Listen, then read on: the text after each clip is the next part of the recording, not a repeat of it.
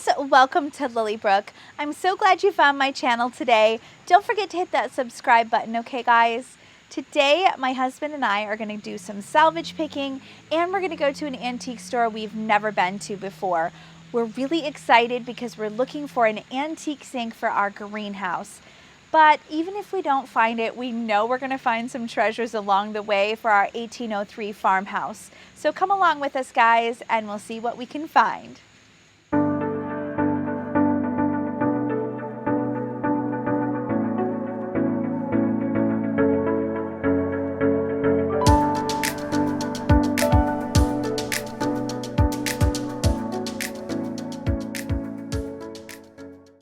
I love when they put these milk jugs in the window so that the light can shine through them. I think it looks so pretty.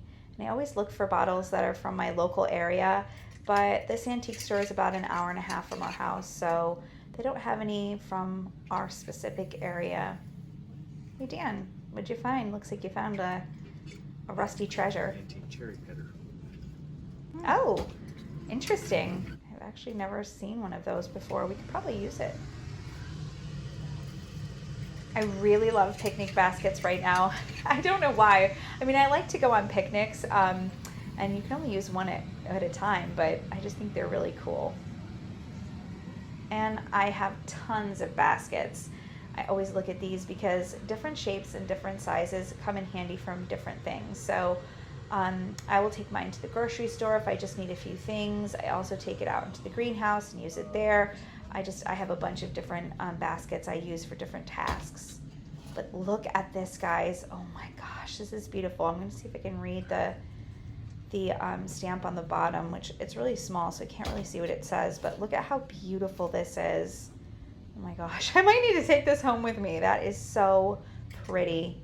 It's just different, I think. Yeah, the old watering can. That would look good for the photo shoot.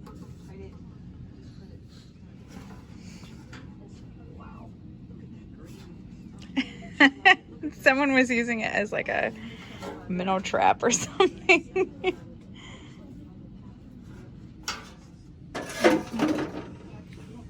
This one's perfect though. How much? 18 bucks. I can do like cut flowers. So if you haven't figured out from my channel yet, I love retro and vintage styles. So this booth is right up my alley. Look at these really darling little aprons. I love the fabric on the bottom of that one. This booth is my thing. I am gonna dig through here and see what kind of treasures I can find.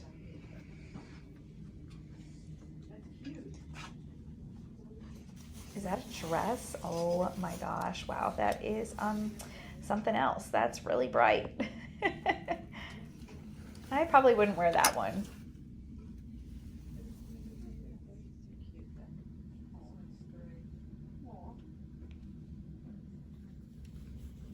Vintage nightgowns. I don't see these at very many antique booths, but look at this. There's so much detail that goes into these. I think they're so beautiful.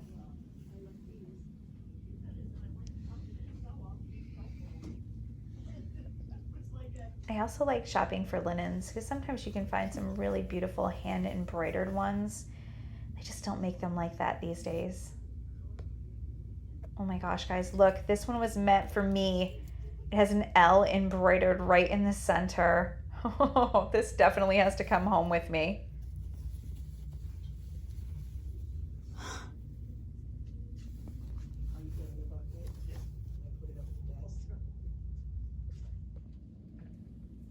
Sometimes when I come salvaging or antiquing, I'm looking for specific things, and sometimes I just like to wander around and see what they have.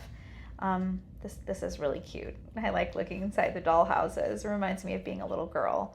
Oh my gosh, guys, look at this. My parents had this exact Santa when I was a kid. It's probably super expensive. Yes, it is. It just, man, that brings back memories. Aw. I have not been to this particular antique store before, but they seem like they have a large variety of things here. It's one of those ones where you bunches of different people rent booths, so it's pretty varied in what it has. Lots of retro clothing, which is really fun for me to pick through. Leave it to the husband to find all the good bargains. And no holes in the bottom. No, it looks like it's cracked. Yeah, no, it's cracked. It won't hold water. Ah, we can't find any of these that will actually work. I mean, I could seal that, but...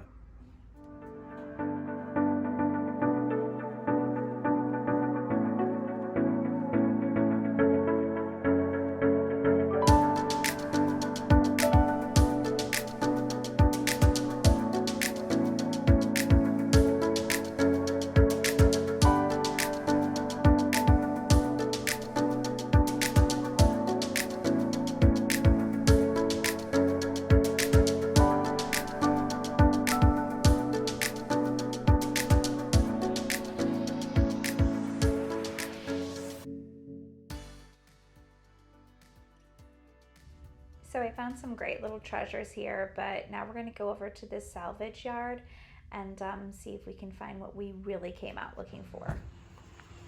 I think picking is so much fun. If you have never gone out and looked through architectural salvage, you should try it. It's really, really fun. You can find so much, like old cabinets and like, oh yeah, look at that. Some old furniture legs. Oh man, you can find so many cool things for your house. Oh, I like these. These are really neat.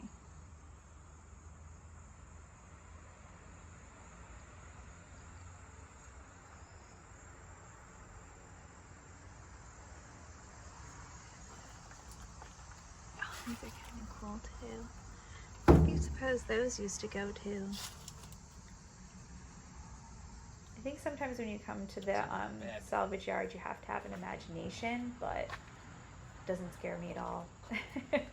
Like these, oh my gosh, you know what I could do with these? I could like hang these on the side of my garage, just like have a plant growing up them, or even just like, they would just look beautiful as a focal point in the back of a garden, I think. I really like those. They're ridiculously heavy. Then back here we have some Bigfoots. I mean, very important piece for your gardens, right? Let's see what they have inside. Oh, look at that mantle. Oh, it's so beautiful. Oh my goodness. I don't need a mantle though, so I'm gonna have to pass on that today.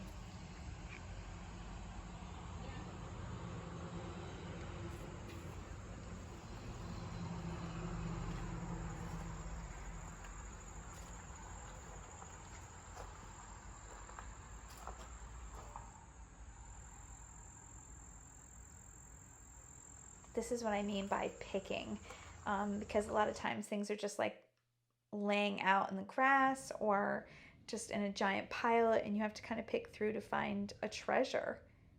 And sometimes you can find really amazing treasures if you're willing to pick through. You should probably bring along some gloves, sunblock, a sun hat if you're going to be doing any picking in the summer. And it is super hot out today, so I brought all of those things. This particular salvage is like in an old warehouse. Wow, look at that cabinet. That is really beautiful. And sometimes I like when they take the wood and create other things with it. Like look at these. They look like kind of like old windows. I think those would look really pretty on the side of my garage. I have a garden, but the garage is just kind of like plain, so I could put them there. Oh, look at that old fencing, and look at this. Oh, that's really pretty. I have two antique makeup armoires already, so I wouldn't really have room for that. And one of them, funny enough, actually came with the house. So when we first bought Lily Brook, we did some shopping in our attic because there was a bunch of antique furniture up there, which was amazing. Look at that mirror frame. Imagine that with a mirror in the end of your garden. How beautiful that would be. And I'm a total sucker for old cabinets. Things are just built so well when they're, when they were built 100 years ago as opposed to today. Things today are just so throwaway. But if you buy an antique piece that's been well maintained, it'll last you forever and ever. It's something you can pass down to your children, and then they can pass down to their children.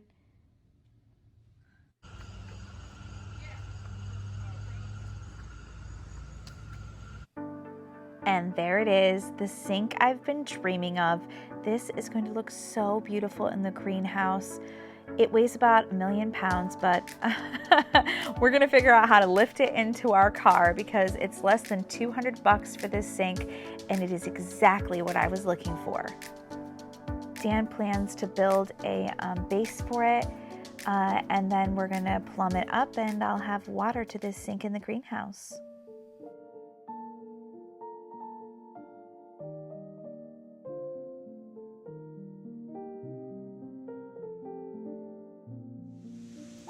Life is full of treasures if you're willing to look for them.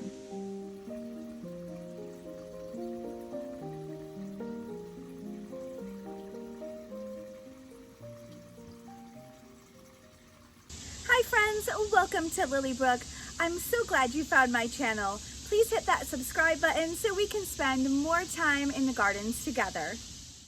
Today I want to show you how we took an old, gross, and broken pool in our yard and transformed it into a beautiful sunken garden oasis. Our home was built in 1803, and most of the restorations inside the home had been complete, but the gardens were non-existent, basically just large patches of grass and this very broken pool in the middle of what would be our gardens. When we removed the pool cover, this is what we found.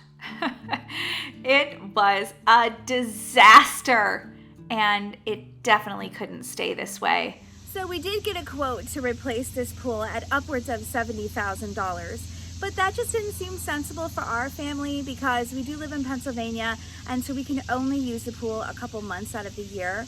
We do own a greenhouse, so we thought it would be a better plan for us to dig a pool in ourselves where we could use it year-round.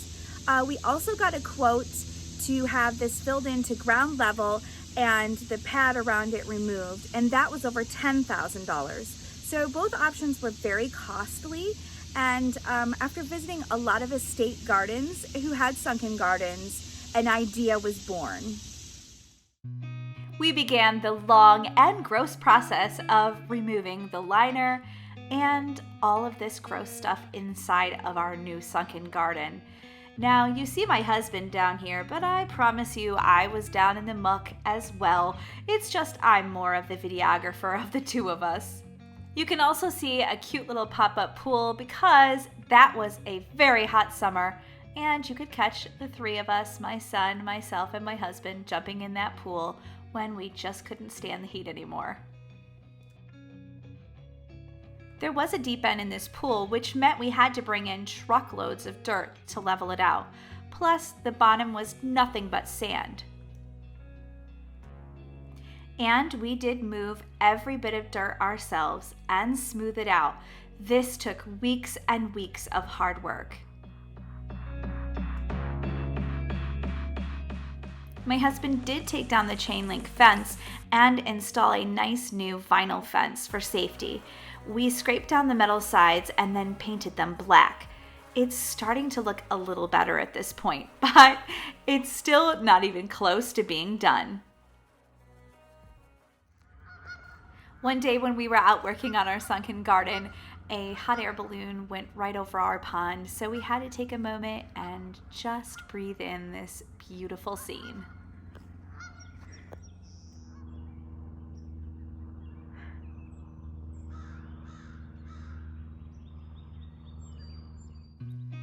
Here you can see how rough the concrete is and the edge of the pool, which we have a plan for.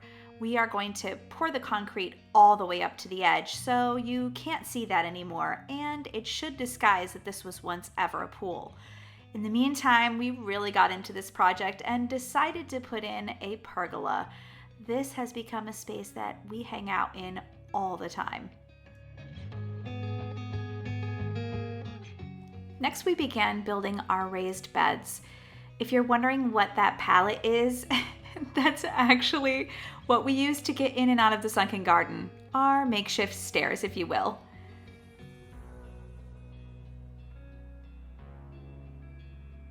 And here's the roses that we planted season 1.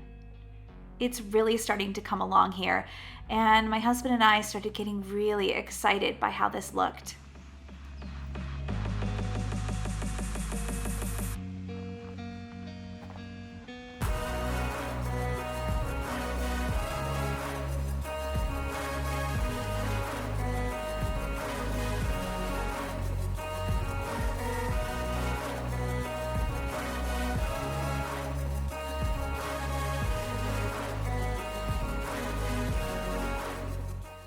Next, my husband started installing stone up against the walls, and this really transformed the space.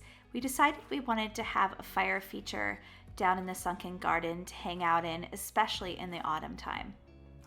Old homes like this one are a treasure trove. We found this in the shed next to our house, and we decided this would be the perfect fireplace. It just needed a little cleaned up. But hey, the whole sunken garden was that way, so we weren't intimidated by the challenge. I want to give you an in-depth look at our new sunken garden. And the truth of the matter is, and I think this goes for just about any garden, our work still isn't done. There's roses to be pruned, there's the top of the fireplace that we're still working on, but there comes a time when you just have to say, it's done enough.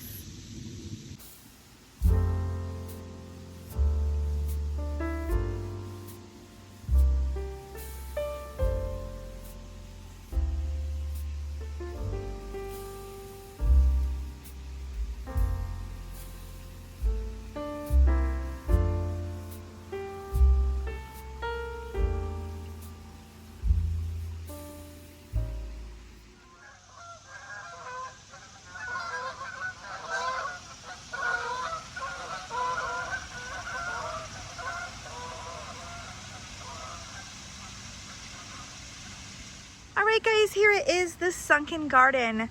I'm really excited to share this little tour with you. I will tell you though that my roses have gone insane. I need to come out here and do some definite pruning and tying them back. They've grown up the fence really, really nicely, but they are just crazy. This is only their second summer here too. And these 4 here have just gone insane. I can barely keep up with them with all of the pruning on them. But look at guys, some of them are in bloom and they are just so pretty. One thing I love about this sunken garden is when you look up, there's beautiful roses growing above your head. I just think that it feels like the sunken garden almost swallows you.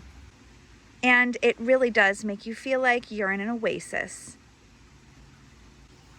We also brought down a very pretty statue, and we put in these adorable matching water features. Now, of course, we couldn't bring down a huge concrete one down here because you have to carry it down all of those stairs. So that just wasn't practical, but I did want to have some kind of water feature. You can see our fireplace here and all the stonework that we did. We also put in a watering system with timer, just because when you start getting a lot of flowers and a lot of plants, this is the easiest way and the least time-consuming way to make sure your plants are taken care of.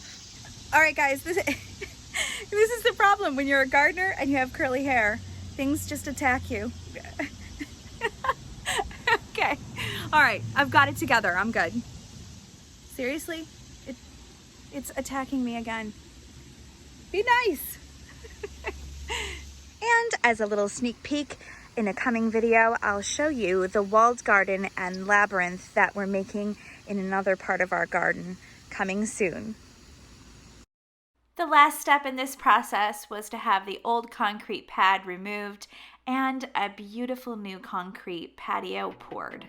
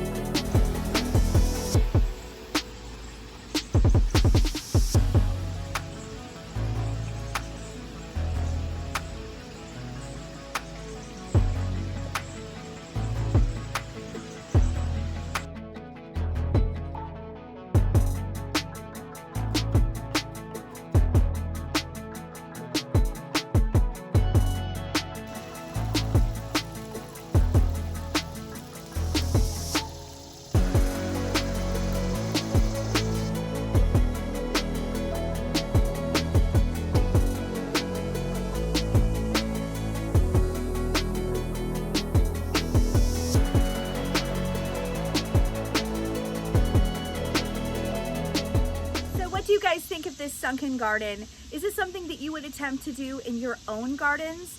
I'm not gonna lie, it was a lot of hard work, but my husband, myself, and my son feel it's really worth it when we spend time down here. Guys, thanks so much for watching today. Please don't forget to subscribe so we can spend more time together in the gardens. I'll see you in my next video. Bye! Just a reminder that life is precious. Stop and smell the roses.